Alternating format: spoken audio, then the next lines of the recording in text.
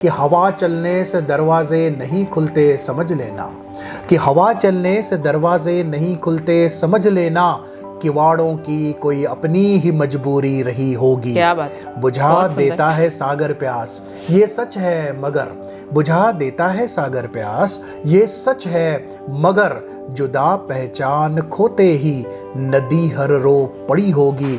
और न जाने कैसे सारे हल मुझे मिलते ही जाते हैं, न जाने कैसे सारे हल मुझे मिलते ही जाते हैं। हिसाबों की किताबों में वो गुल रख कर गई होगी, दिखाई दे न दे ऐसी भी कोई रोशनी होगी।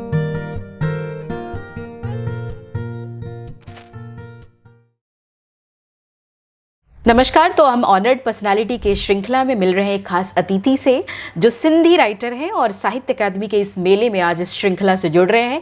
साहित्य अकादमी साहित्य उत्सव मना रहा है जिसमें अलग अलग प्रांत के अलग अलग क्षेत्र के साहित्य से जुड़े हुए लोग, लेखक, कलाकार, कवि और तमाम अलग अलग विधाओं के लोग हमसे जुड़ रहे हैं। आज इस खास कड़ी में हमसे जुड़ रहे हैं विनोद आशुधानी जो कि सिंधी के लेखक हैं और सिंधी की पुस्तक के लिए इन्हें आज साहित्य अकादमी अवार्ड से सम्मानित किया गया है। वर्ष 2023 का सम्मान इन्हें दिया गया है जिसमें इनकी खास पुस्तक होगी और उस खास पुस्तक की आज हम चर्चा भी करेंगे। प्रोफेसर जुड़ रहे हैं जो न केवल चुनौतियों को का सीना चीड़ कर आगे बढ़ाए हैं बल्कि इन्होंने तमाम कठिनाइयों और विपरीत परिस्थितियों के भी आज अपनी एक अमिट छाप लेखनी में छोड़ी है। विनोद जी हमसे जुड़ रहे हैं तो आज इस श्रृंखला में हम इनसे बातचीत करेंगे और इनकी पुस्तक के बारे में जानने की कोशिश करेंगे। स्वागत है सर आपका। बहुत बहुत नमस्कार। आपकी पुस्तक हाथ तो पकड़ जा, जी बिल्कुल, इसका शाब्दिक अर्थ क्या है और हमारे दर्शकों को बताएं। जी बिल्कुल, हाथ तो पकड़ जा यानी हाथ पकड़ना और अंग्रेजी में जिसे कहेंगे लेंड मी दाई हैंड। ये मेरे गज़लों का संग्रह है, सिंधी में 5वां गज़ल संग्रह है और इसमें सम्मिलित जो गज़लें हैं वो उत्तर आधुनिकता के संवेदना को और एहसासात को अभिव्यक्त करती हैं। क्योंकि जीवन जो है वो एक सपाट धरातल जैसा नहीं है। जीवन ऊबड़ खाबड़ ज़मीन पर एक बहुत ही टेढ़ी मेढ़ी पगडंडी है जहाँ से पैर फिसलने की संभावनाएं निरंतर बनी रहती है। तो इस प्रकार की जो जीवन की जटिलताएं हैं उन जीवन की जटिलताओं को कलमबंद करके मैंने गज़लों के माध्यम से अभिव्यक्त करने का प्रयास किया है। क्या बात है। इस गज़ल संग्रह में कितनी गज़लों को स्थान दिया गया है और इसके केंद्र में आपने क्या रखा है? जी बिल्कुल, इसमें करीब 90 गज़लें सम्मिलित हैं और केंद्र बिंदु में जैसे मैंने कहा कि आप शीर्षक पर यदि ध्यान केंद्रित करें, हाथ पकड़ना। अब मैं अपनी जीवन की बात करूं तो मैं जन्म से नेत्रहीन हूं और हाथ पकड़ने का मतलब मुझे आपको यहाँ से अगर बाहर भी ले जाना है तो हाथ पकड़ के लेके जाना पड़ेगा। बहुत अवसरों पर हमें लोगों की ज़रूरत पड़ती है, उसमें अपने परिवार वाले, मित्रगण, इतना ही नहीं अजनबियों के हाथों ने भी हमें समय समय पर सहारा दिया है।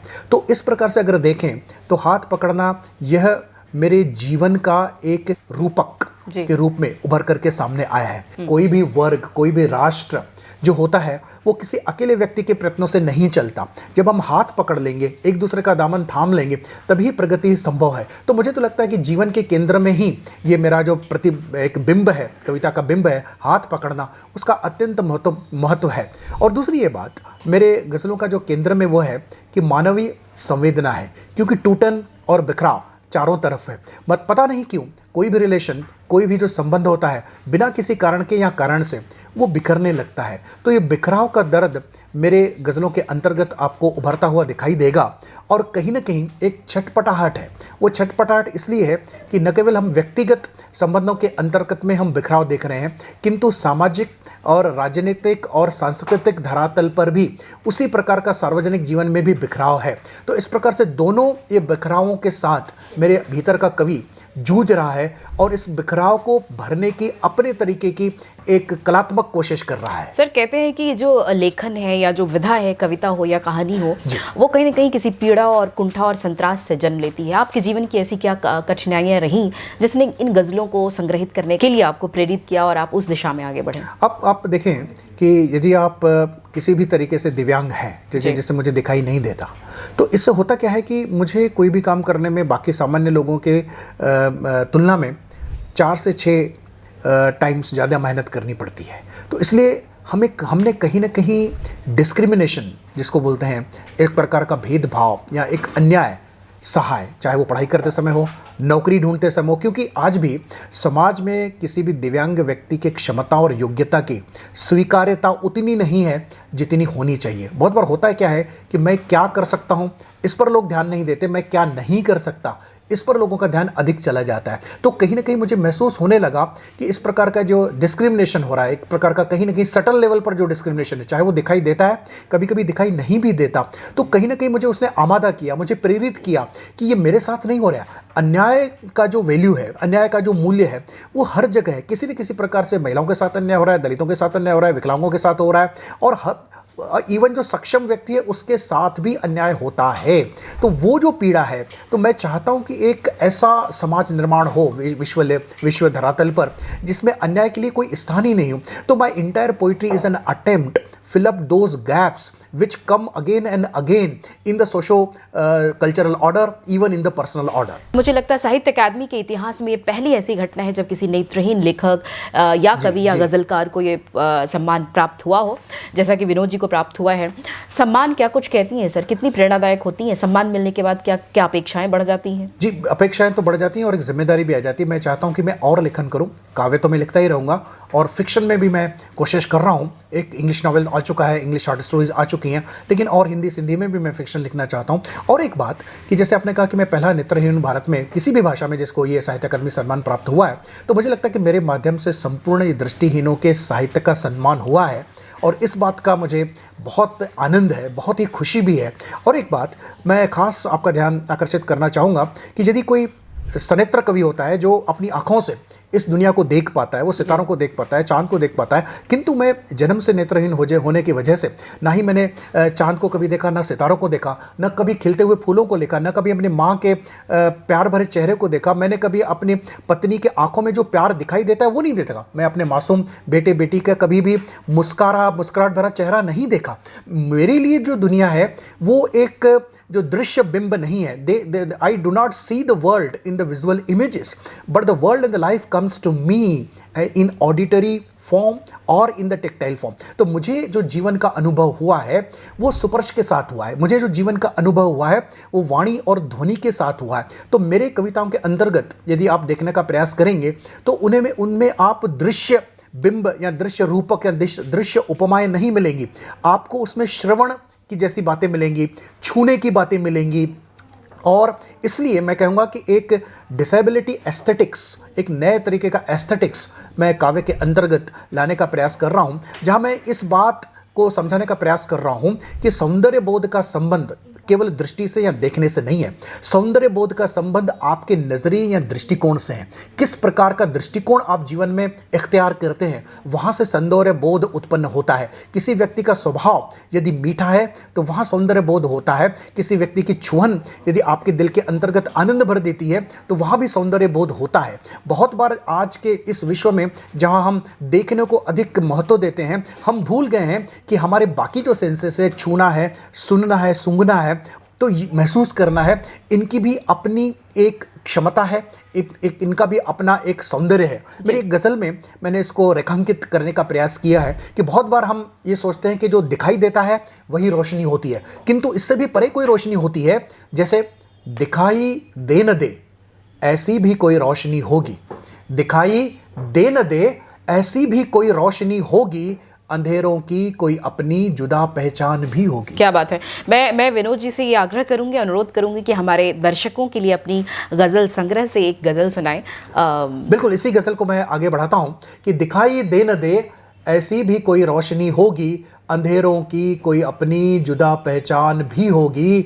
तमन्ना थी तमन्ना है तमन्ना ये रहेगी ही, तमन्ना थी तमन्ना है तमन्ना ये रहेगी ही, जो जाना उससे भी कोई ज़्यादा ज़िंदगी होगी। और ये शेर देखें कि हवा चलने से दरवाजे नहीं खुलते समझ लेना, कि हवा चलने से दरवाजे नहीं खुलते समझ लेना, किवाड़ों की कोई अपनी ही मजबूरी रही होगी। क्या बात, बुझा देता है सागर प्यास ये सच है मगर, बुझा देता है सागर प्यास ये सच है मगर, जुदा पहचान खोते ही नदी हर रो पड़ी होगी, और न जाने कैसे सारे हल मुझे मिलते ही जाते हैं, न जाने कैसे सारे हल मुझे मिलते ही जाते हैं। हिसाबों की किताबों में वो गुल रख कर गई होगी, दिखाई दे न दे ऐसी भी कोई रोशनी होगी। क्या बात है, क्या बात है। तो हिसाबों की किताबों में कोई गुल रख कर गई होगी। क्या बात है, बहुत सुंदर। क्या उल्लास है, क्या उत्साह है, क्या ऊर्जा से लबरेज है। विनोद जी, आप मुझे लगता है ईश्वर ने नेत्र नहीं दिए, लेकिन ईश्वर ने वाणी दी है। एक प्रखर वक्ता हैं आप, और बहुत सुविचारित तरीके से आप अपनी बातचीत को रख भी रहे हैं, हमारे दर्शकों तक पहुँचा रहे हैं। आगे की क्या योजना है, और साहित्य अकादमी ने आपको इतना बड़ा सम्मान दिया है एक संदेश के साथ कि इस देश के युवाओं को, खासतौर से जो गज़ल के क्षेत्र में अपने कदम बढ़ाना चाह रहे हो, और ख़ासतौर से जो नए लेखक हैं उनके लिए कुछ कहना चाहें, दो शब्द रखना चाहें, तो संदेश के ज़रिए रखें। जी, पहले मैं साहित्य के महत्व पर बात करूँगा कि देश में मेरा ये मानना है कि आप कोई भी प्रकार की शिक्षा हासिल करें, चाहे आप लॉ पढ़ें, इंजीनियरिंग पढ़ें, मेडिसिन पढ़ें, कॉमर्स पढ़ें, मैनेजमेंट पढ़ें, हर ब्रांच में, हर शाखा में शिक्षा के साहित्य को सम्मानित किया जाए। किंतु जो युवा साहित्य पढ़ेगा उसके मन में कभी नफरत नहीं होगी, उसके मन में कभी हिंसा नहीं होगी, क्योंकि साहित्य आपके हृदय का विकास करता है, आपको सहोदर बनाता है, आपके संवेदनाओं का विकास करता है, करुणा का विकास करता है, प्रेम स्नेह का विकास करता है। तो साहित्य पढ़े हुए व्यक्ति कभी नफरत के बीज नहीं बोएंगे। इसलिए साहित्य का अत्यधिक महत्व है हमारे व्यक्तिगत एवं सार्वजनिक जीवन में। एक बात ये। दूसरी बात ये कि जो नए लेखक हैं और ख़ास करके गज़ल लिखना चाहते हैं, तो गज़ल वो लिखना सीखें, क्योंकि ये बहर वज़न की बात है, या टेक्निक्स होती हैं गज़ल की, किसी भी शायरी की टेक्निक्स होती हैं। तो सिर्फ शौकिया लिखना जो है वो एक बात हो गई, आप उसको सिस्टमेटिकली सीखें। यदि आप इंजीनियर बनते हैं, डॉक्टर बनते हैं, लॉ पढ़ते हैं, उसके लिए 3-4 साल पढ़ाई करनी पड़ती है। यदि आप संगीत सीखते हैं तो इशारात करना पड़ता है, पेंटिंग के लिए एग्जामिनेशन देनी पड़ती हैं। तो आप लेखन को इतना सहज मत माने, ये सबसे कठिन कला है। कोई उस्ताद करें, कोई गुरु करें, कोई वर्कशॉप जो है वो अटेंड करें, और सही तरीके से आप गज़ल, गीत, नज़्म जो है, दोहे, वो लिखना सीखें, और आप देखेंगे कि लेखन जो है आपको निश्चित रूप से एक ऐसा संवेदनशील व्यक्ति बना देता है जिन व्यक्तियों की आज के हमारे समाज में और विश्व में सबसे अधिक आवश्यकता है। एक गज़ल के साथ आप छोड़े जाएं हमारे दर्शकों को, ताकि वो आने वाले वक्त में भी आपकी गज़लों की तासीर के साथ सराबोर होते रहें। बिल्कुल, बहुत धन्यवाद मुझे ये मौका देने के लिए कि मैं दर्शकों से बात कर रहा हूँ। और मैं जैसे सिंधी का शायर है, तो सिंधी जो एक साहित्य है उसकी अपनी एक विशेषता है, क्योंकि सिंधी न केवल भारत में बल्कि पाकिस्तान के सिंध प्रांत में भी बोली जाती है भाषा। तो ये भाषा एक जो है ना, एक सूफियाना रंग लिए हुए है, और धर्मनिरपेक्ष भाषा है, और सबको समाहित करने वाली भाषा है, और अपनत्व वाली भाषा है, और इसलिए इसका साहित्य भी बहुत मीठा होता है। एक हथ पकड़ जा की एक गज़ल है, जिसका मैं एक रफ ट्रांसलेशन यहाँ पर हिंदी में आपको सुनाने का प्रयास कर रहा हूँ कि कभी अगर मैं खुद से डरूं हाथ पकड़ना, कभी अगर मैं खुद से डरूं हाथ पकड़ना, कभी बेवजह ही रोऊं हाथ पकड़ना, जाता हूँ मैं खुदा के पास मगर याद रखना, जाता हूँ मैं खुदा के पास मगर याद रखना, गर खाली हाथ लौटूं हाथ पकड़ना। क्या बात। सितारों की महफिल से आधी रात को, सितारों की महफिल से आधी रात को जो गमगीन लौट आऊं हाथ पकड़ना, कभी जहन से कभी दिल से काम लिया, कभी जहन से कभी दिल से काम लिया, जिस दिन दोनों की ना सुनूं हाथ पकड़ना, अगर खुद से ही डरूं हाथ पकड़ना, कभी बेवजह रोऊं हाथ पकड़ना। क्या बात है।